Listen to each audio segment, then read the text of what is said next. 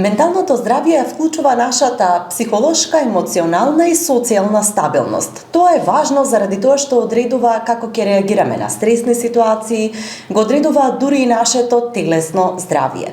Во овој подкаст гостина е професорката доктор Ана Чучкова, развоен психолог на Славјанскиот универзитет во Свети Николе. И со неја ќе зборуваме за менталното здравје кај жените, особено со фокус на менталното здравје за време на менструалниот период. Професорке, добре дојдовте. Драго ми е што допатувавте до Струмица да позборуваме на оваа тема. Да, ви благодарам на поканата. И за мене е убава тема и можност да ја отвориме и да подискутираме баш на оваа тема. Менталното здравје се чини дека е експлоатирана тема. Меѓутоа, можеби ќе се сложите, мој впечаток е дека постојат низа стереотипи за менталното здравје на жените за време на менструалниот период. Дури има низа, јас ги лично чувствувам и како навреди кон жените кои ќе речат не сум ти јас крив што си во ПМС, низата експлозивни реакции кои што може да се јават кај жените. Сметате ли дека тоа се, да речам, стереотипи, дека на некој начин прави притисок врз жените кога... Да, како не, значи, и постојат многу така, дури малку злобнички реченици, кои, ајде сега не се разговара со тебе, или... Така, нели, навредувачки, и сето тоа доаѓа од културата и од религијата, сепак, нели, зависи каде е индивидуата. На нашето поднебје, самата религија низ годините си носи своји негативности во врска со тоа, нели? Многу често се смета менструалниот циклус за нешто, кај жената за нешто нечисто. Религијата забранува влегување во црква, додека е во циклус жената, нели? И сето тоа народот можеби поради грешни толкувања создава некој како колку што знам, јас ќе ме извините, не знам во која религија, меѓутоа колку што знам христијанството не забранува. Меѓутоа, можеби постат раширени меѓу народот така погрешни перцепции. Можеби погрешни толкувања на религијата останат од време и создале кај нас на нашето поднебје нешто како да е тоа нешто нечисто, нешто недобро. И тоа се уште се провлекува кај нас. Јас работам со случаи каде што и те како се доживува менструацијата се уште како нешто срамота.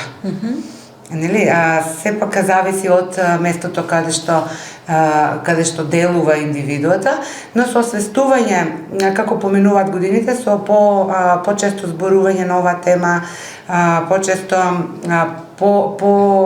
поинаква перцепција пред се на родителот кога го воспитува детето, уште кога влегува во тие години, нели, кога станува девојка, жена, уште самата перцепција тука влијае колку тој притисок, колку тие стереотипи самата индивидуа ќе ги прифати или ќе биде подложна на нив. Да, каков е односот на околината кон сето тоа. Едно ваше размислување, со оглед дека се порано девојчињата влегуваат во пубертетската фаза, па и добиваат циклус во многу рана возраст, кога би требало да почнат тие разговори во кругот на семејството со цел девојчето, идната млада жена, да биде подготвена и на некој начин со помал стрес да го прифати развојот на своето тело, на својата личност во млада жена? Да, всушност перцепцијата за жена доаѓа уште од самото раѓање во семејството кај едно девојче малечко. Значи, овде се развива прво девојчето го перцепира односот на таткото кон мајката како се однесува.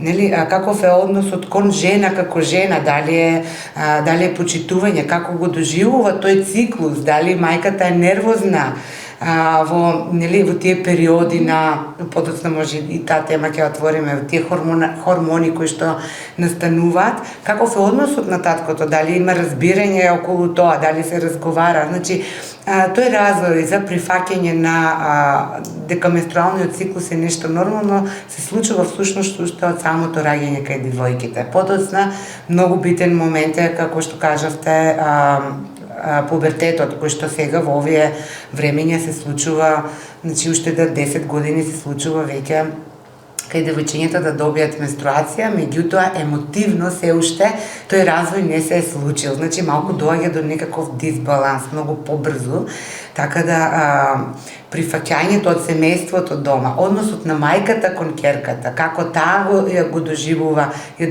првата менструација. Например, има многу свесни родители, многу свесни мајки кои што кон своите девојчиња многу позитивно настапуваат кон тоа. Значи, се случува да добијат девојчињата подарок, цвеќе, убава долна облека, во знак дека ете, нели ти веќе влегуваш, стануваш жена и тоа е убаво, тоа е нешто здраво.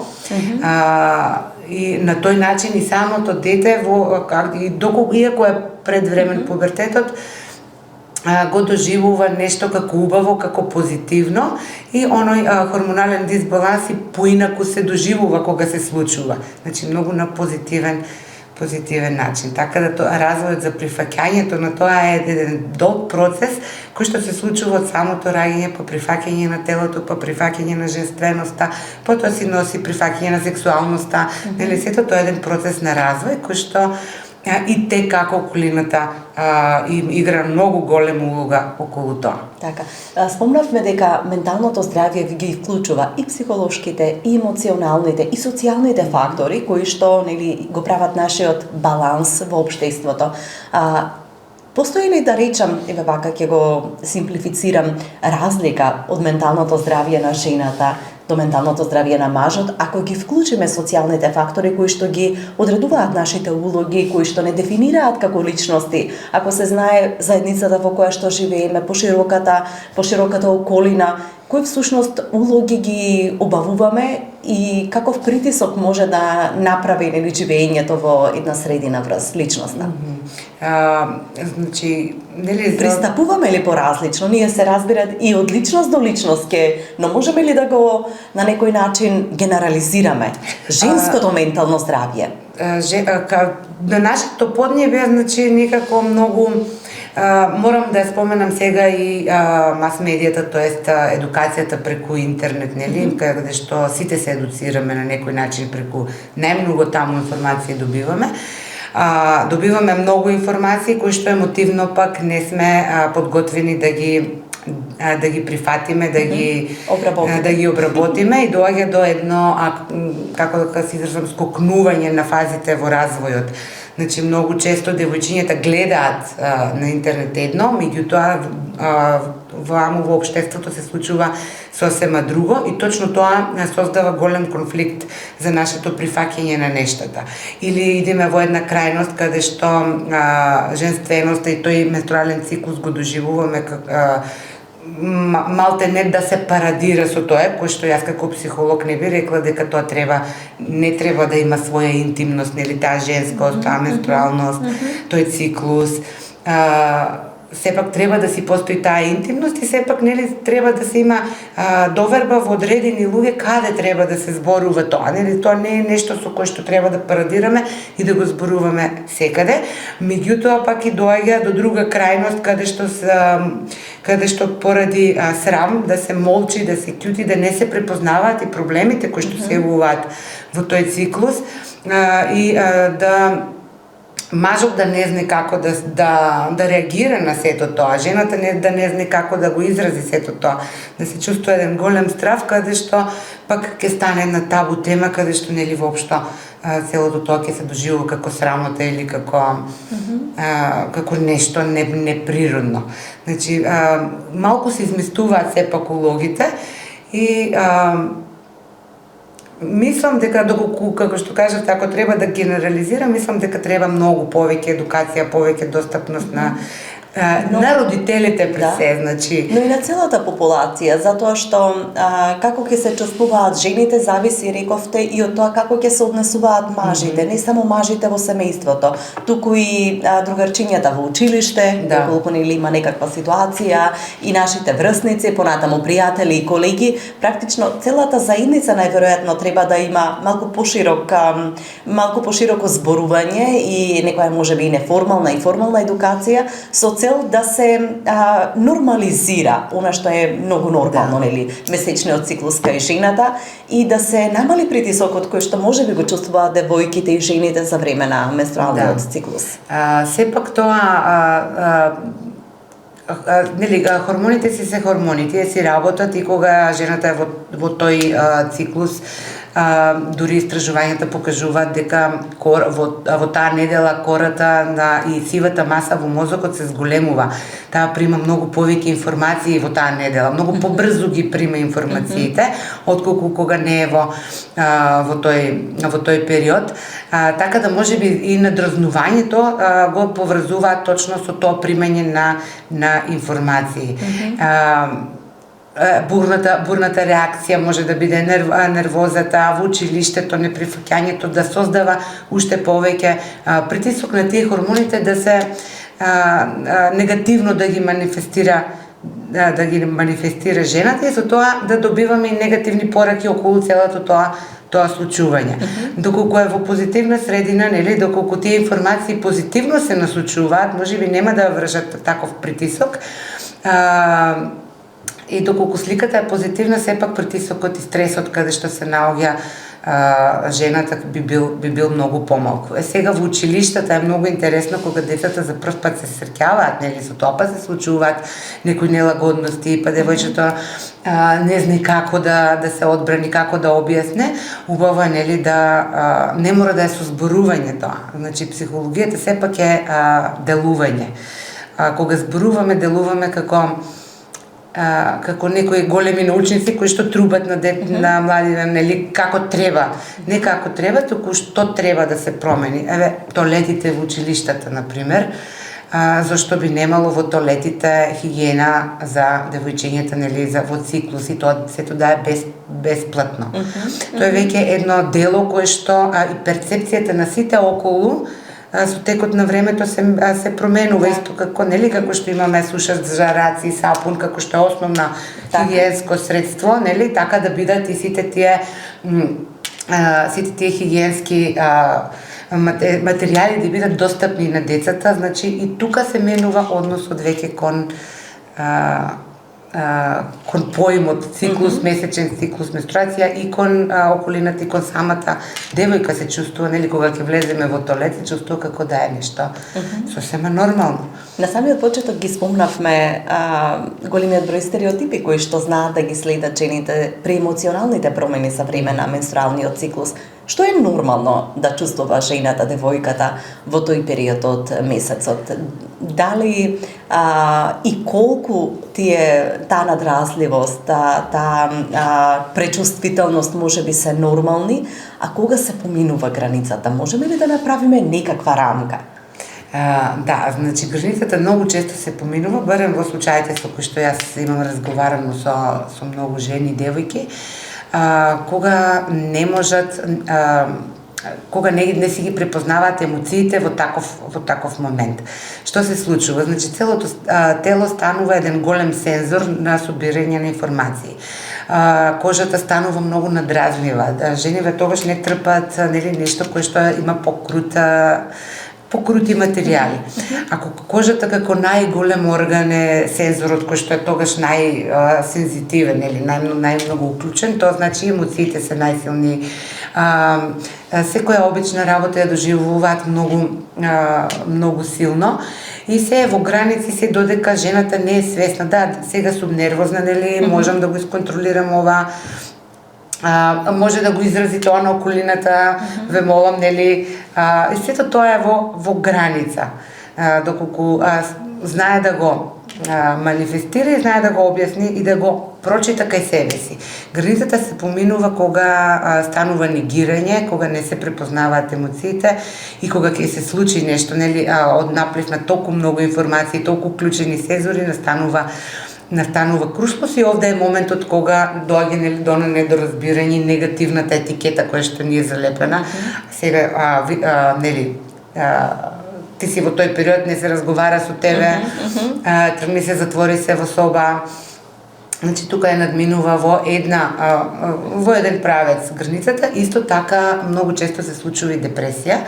Тоа се случува кај девојчињата во пубертет. Значи, тие недели се поддепресивни, сакат да се повлечени во себе и сега доколку нешто лошо се случи во училиштето, доколку дојде до некој понижување, некој исказ од некое друго дете, во врска со тоа може да се случи и депресија и многу негативен однос кон самиот себе, сликата за себе. Девојчињата се многу ранливи во адолесцентската фаза и како советувате вие да се постапува? Еве кон родителите, да речеме, кон членовите блиските на семејството кои што се старатели на тие млади личности, кога се или премногу раздразливи или пак се презатворени во тие моменти, да. Значи сепак јас пак ја речам, тоа не се решава во со еден разговор, значи сепак тоа е процес и учење. Еве девојчињата млади се учат како да се однесуваат и не само физички како да се движат, туку како воопшто психички да го прифатат целиот тој момент на промена на телото и сликата за себе. Така да убаво е родителите во такви моменти да ја прифатат пред се таа промена. Нели, промена од едно дете во жена, начинот на прифаќање на мајката, на кој начин разговара мајката со својата ќерка во врска со тоа. Дали таа доживува својата ќерка здрава, среќна, кога нели ќе е во тој момент. И тоа се случува пред да се влезе во циклусот всушност.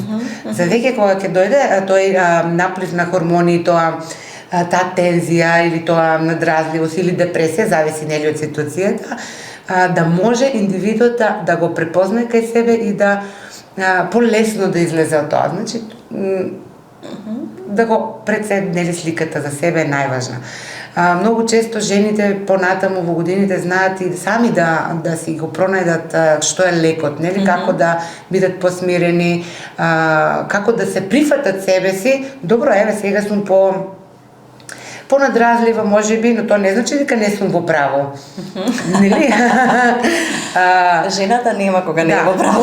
Можеби другите недели можам да премолчам, сега ќе го кажам, ама не значи дека не сум во право. Значи сепак можам да бидам ислушана, нели? Можеби сум поразлична. Многу ме интересира тоа. Жените носат силен товар во општеството. Тие моменти, таа седмица, да речеме, кога се навистина знаат да бидат некогаш надвор од себе, меѓутоа не можат да направат некоја голема промена. Стојат обврските на работа, стојат семејните обврски, одговорноста кон децата или можеби кон некој немоќен родител, како и да е, секој има своја приказна.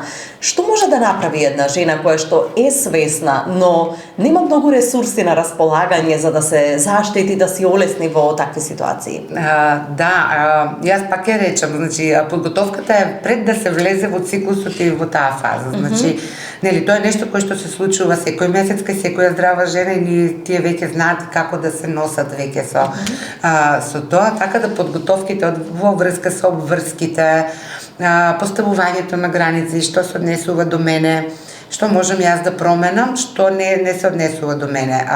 Многу често ние се оптеретуваме со работи кои што не зависат од нас, па нели во кога ќе дојде, кога ќе влеземе веќе во циклус, тоа изгледа како навистина многу конфузно нешто. Значи, подготовката и прифаќањето на женственоста настанува пред бурата, така да ја наречам, нели, кога сме во такви. Вежбањето многу често и добивам искази дека редовната физичка активност и те како ги балансира тие хормони, тие напливи на многу емоции, да не можам да се справам со емоциите, значи физичката активност и те како може тоа да го подобри. Меѓутоа пред се во врска со обврските поставување на границите, што е мое, што не е мое. Возможно ли е тоа? Возможно е, да се постават вистинските граници, иако животот се случува и се случуваат милион непредвидливи ситуации. Сигурно ќе се согласите дека сите ние понекогаш правиме некаков план, но плановите тешко излегуваат. Нели, ние имаме представа за тоа како сакаме или како ќе го менаџираме своето време, па дури и стресот. Но точно тоа влегува и во границите. Точно кога ги оформуваме нашите граници, нели тие не се нееластични и што се случува ако се случи нешто непредвидливо и пак ќе доживееме нели некој стрес, нешто кое што е. Значи, и непредвидливото влегува во граница, значи оставаме простор дека да, може нешто да се случи, меѓутоа јас тоа не значи дека мене треба да ме извади од чини, ако се случи, нели? И непредвидливото влегува во поставувањето на граници. Доколку имаме мало дете дома, кој што и те како ги изместува нели границите, меѓутоа на сето тоа е прифаќање во нашите граници. За ова можам да делувам, за ова не можам да делувам. Отворениот разговор. Колку е важна будењето на свеста.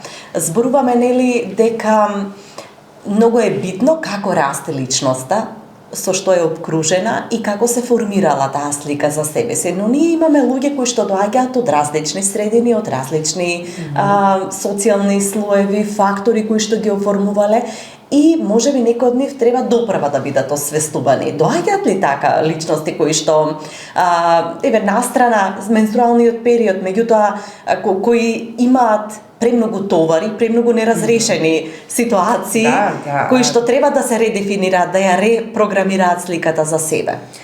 Свесноста за тоа дали постои? Свесноста почнува да постои, пак ќе го спомнам интернетот, за среќа сепак добиваат луѓето многу повеќе едукација, сепак имаат повеќе информации. Меѓутоа пак ќе ги споменам и другите крајности, значи доаѓаат и луѓе кои што се крајно неинформирани, кои што и те како не знаат како со себе, како со своите емоции, завршуваат со тешки диагнози од депресија, посебно девојчиња со предвремен пубертет. Значи има средини кои што апсолутно немаат можност за да развијат свесност. Значи јас не зборувам за нешто да имаат можност па да почнат да ја развиваат. Туку за жал сепак кај нас има области во државата каде што има девојки кои што апсолутно немаат можност да дојдат за да започнат да ја развиваат таа свесност и мислам дека нашето треба да ситуации. Што може да се направи кога веќе ги имаме речиси на прагот на возраста такви луѓе? Збунети можеби, дури исплашени, полни... Едукацијата и достапноста до информации, значи зборувањето.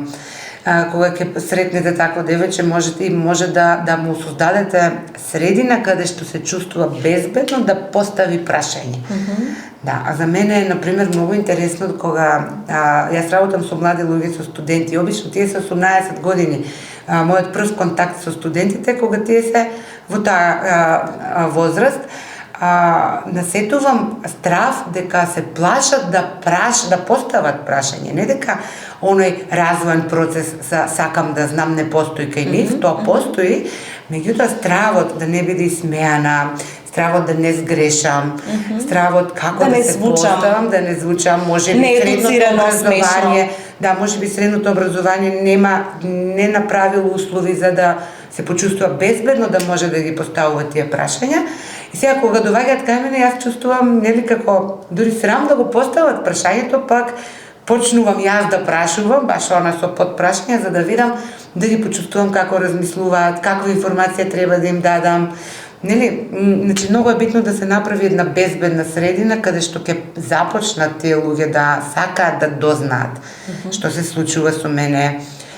Што значи, еве кај девојчињата, што значи сега оваа менструација? Јас до сега си бев дете, слободна, нели, сите ме сакаа, меѓутоа сега се претворам во жена, каде што е жена, што е женственоста, што е сексуалноста, менструацијата е многу тесно поврзана со сексуалноста, дали треба да го прифатам тоа, дали е лошо, дали е добро. И сето тоа е сепак промена на средината. Средината се променува со дела, нели? Пак ќе речам, сите тие работи треба да им бидат колку што може поддостапно, за да излезат од тоа на табу тема во тие средини. Го спомнавте моментот на достапност на хигиенските средства во училиштата како начин на детабуизирање, на нормализирање на менструалниот циклус, затоа што кога во еден тоалет, како што тоалетната хартија е нормална, би биле нормални менструалните влошки, најверојатно многу помала фама би се кренало околу тоа ако ти падне влошката од не знам од ташната или нешто слично. Меѓутоа во земја каде што вистински е проблем да се обезбеди и сапун и тоалетна хартија во училиштата, дали можеме да зборуваме? Се наметнува, ги спомнувана е многу често минативе години менструалната сиромаштија. Колку сите овие фактори всушност влијаат затоа што ние не правиме муабет за работи кои што всушност им се недостапни на голем број девојчиња. Може ли да се развие правилна слика ако нешто го немате и вие мора да се снаоѓате? Може ли да биде нормално ако за мене тоа е ускратено? Да, затоа нели точно тоа го споменав како еден од поважните фактори. Значи ние можеме да зборуваме овде нели многу да зборуваме што треба, меѓутоа еве јас патувам 3 часа на пример, не најдов тоалет по патот. Да, немаше тоалет под патот каде што ќе можам да застанам, да измијам раце, да измијам лице. Нели, да не зборувам за сапун и за топла вода и за хигиенски влошки и за сето друго. Значи целата она средина, тоа не е нешто скапо. Тоа е нешто основно. Не можеме да зборуваме за скапо. Тоалет хартија не може да е скапа, сапунот не може да е скап, тоалетните влошки не може да се скапи, само може тоа веројатно кај нас да е нешто кое што да не може на девојка да си дозволи да си купи хигиенски влошки, нели? Тоа е мислам дека во денешно време не треба и тоа да го дискутираме. Навистина сметам дека да треба да е достапно и секој да може да го не само во училиштата, и во патиштата, затоа што јас еве како родител кој што знам дека нема тоалет на 200 километри. Да. Нели како ќе си ја воспитам мојата ќерка? Ќе треба да ја подготвувам, па стресно, нели? Таа ќе ме гледа сега ќе патува и сето тоа ќе го доживува толку стресно по патот, зошто? За нешто кое што би требало да е основно средство. Така, и да не биде предмет на размислување и подготовки посебно. Да. Па потоа да зборуваме за психологија. Кога ја спомнавте таа појава на депресивност кај младите девојки, особено девојките во пубертет, како да правиме разлика кога всушност станува збор за обична меланхолија или некоја тага која што е врзана со менструалниот циклус, а кога е нешто посериозно и се провлекува. Може ли забуни да постојат, еве да речеме, или може ли да сметаме дека е нормално некој да биде позатворен и потажен за време на менструалниот циклус, а кога треба да се загрижуваме дека нешто се случува? На тој начин дали може да ни измолкнат симптомите? Значи треба да се обрне внимание кога ова меланхолија или депресијата не престанува подолго време, веќе значи не се работи само за она менструална депресија, нели, смиреност, повлеченост, доколку продолжува неколку месеци, веќе треба да се обрне внимание и на другите симптоми, а обично не е само еден симптом, секогаш има повеќе, освен повлекувањето, може со текот на време да дојде и до прескокнување на менструални циклуси, значи на менструални фази. Сето тоа може да дојде и од депресија или тоа хормоните да не се повлекуваат како што треба. Значи кога нештото постои повеќе од 3 месеци, те како треба да се обрне внимание и на кој во ред прифаќањето дека да, во тие денови секоја жена доживува промена и треба да се прифатат и да се како да го кажам, да се одмирува, можеби некоја жена, можеби некоја пофизички активна, значи сето тоа е многу индивидуално, зависи и од прифаќањето и менаџирањето со промената на хормоните и средината. И еве за крај некои совети за девојките и жените што не следат. Колку нежно треба да се постапува со себе во тој период? Што би можеле да направите за да промените дел од своите емоции во периодот кога сте посебно сензитивни? Да, јас знам многу често да кажам на клиентките, почасти се во тие денови, кога веќе спомнавте колку нежен да бидам, да, зошто да не. почастете се, нели, дајдете си простор да одморите, доколку физички активна жената преку цел месец, зашто да не, може да одмори 3 дена. Нели? Она негување на себе си, прифаќање и сакање на себе си, те како се важни во тој период, доколку се лутиме на себе си. Сега што ќе правам 3 дена, нели? Да. Или некогаш се поклопуваат со идење на одмор, па жената знае дури да посегне по медикаменти за целиот тој циклус да се промени. Меѓутоа психолозите уверуваат дека апсолутно нема потреба тоа. Тоа е нешто кое што доколку се прифати со позитивно и со сакање на својата женскост и сето друго, целиот стрес ќе биде намален, па мислам дека и со текот на времето и околината го променува односот кон себе си, доколку ние сме си го промениле самите однос. Медиумите честопати информираат дека македонците претеруваат со користење на средства за смирување на различни медикаменти. Го забележувате ли тоа кај клиентките дека кога им е тешко да се носат со своите емоции, со животот, со она што им се случува, дека посегнуваат? Каков е тој процент кај жените што вие ги третирате, со кои што разговарате? За жал, процентот за земање медикаменти, тоа на своја рака, без консултации, ретко кога, значи, бараат редовна консултација, е многу зголемен е процентот. Многу емоциите кои што ги чувствуваат се толку бурни, со многу силни информации кои што сметат дека не можат сето тоа да го поднесат и најлесно и најдостапно им е да предат на медикаменти кои што наглото оставање на истите води кон анксиозност и тоа пробуваме да го објаснеме. Значи тие медикаменти си имаат како треба да се земат и кога треба. За жал, тука едукацијата исто така е потребна. Некако, пак ќе се вратам на она првото.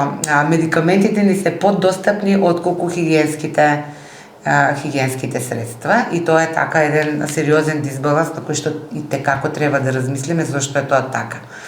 Медикаментите не отупуваат, ги изгасуваат, нели, во тој момент нашите чувства, најверојатно, меѓутоа на долг рок колку е тоа погубно кога вие не се соочувате со животот и со она што ви се случува? Да, на долг рок. Што може да предизвика една жена која што без консултација на своја рака, бидејќи се достапни во аптеките во широка употреба, што може да направи кога вие имате емоционални проблеми, а користите само средства за смирување без да работите на решавање на тие проблеми? Тоа е едно зачарано крупче, тие живеат, значи најчесто поплаките кои кога доаѓаат се дека се вртат во круг, буквално, значи зависноста од медикаментите започнува нели да си работи, тие се борат веќе со зависноста, паничните напади си остануваат, зависи сега од каква е терапијата, меѓутоа кога е без консултација, на дали треба помала количина, дали повеќе, и те како не можат да излезат од тоа зачарано кругче. Од една страна се јавува страф дека доколку се остават медикаментите не знам што ќе се случи, од друга страна се свесни дека тие панични напади, таа анксиозност и те како им ја прават баш медикаментите поради веќе нерегулирање со стручно лице. Многу се случува често сами да ги остават, да доживеат паничен напад, па пак да се вратат на истата терапија и во суштина да се вратат во кругче. Најдобар ефект имаат од овој круг зачаран е разговор со психијатар, значи регулирање на медикаментите исклучиво со психијатар и разговор со психолог и психотерапија. Овие две комбинации дават одличен ефект за да се излезе од тој, да започне индивидуата да се учи како да се справи со сите тие емоции. Ке се согласите ли дека ни животот учиме како да го живееме животот и дека тоа е едно училиште кое што не завршува додека човекот е жив? Да, всушност јас тоа постојано го тоа. И треба да бара помош од поискусен учител. Да, значи ние се развиваме до крајот на животот. Секогаш нешто постојат развојни кризи во текот на целиот живот кои што и те како сите си ги поминуваме, сакале ние или не сакаме. Никогаш не е доцна за едукација, никогаш не е доцна за учење. дури јас сум среќна сега се пројавува многу голем интерес на повозрасни луѓе да се запишуваат на факултет и тоа и како ме многу радува затоа што сепак секоја едукација води кон отварање на нови врати и запознавање на себе си, нели? И со тоа и едно подобро општество. Така да, можеме да се развиваме и да учиме многу нови работи до крајот на животот, не е само до зредена возраст, нели како што било порано, дека првите 5 се најважни на свет. Да, меѓутоа тоа не значи дека не се променливи, нели? Така. Можеме да се променуваме. Благодарам многу за разговорот. Се надевам дека и од вашиот разговор, од вашите поучни совети, нашите гледачки ќе научат нешто за себе и се разбира за другите. Се ја надевам и јас дека им беше интересно. Ви благодарам на поканата. Се гледаме во друга прилика.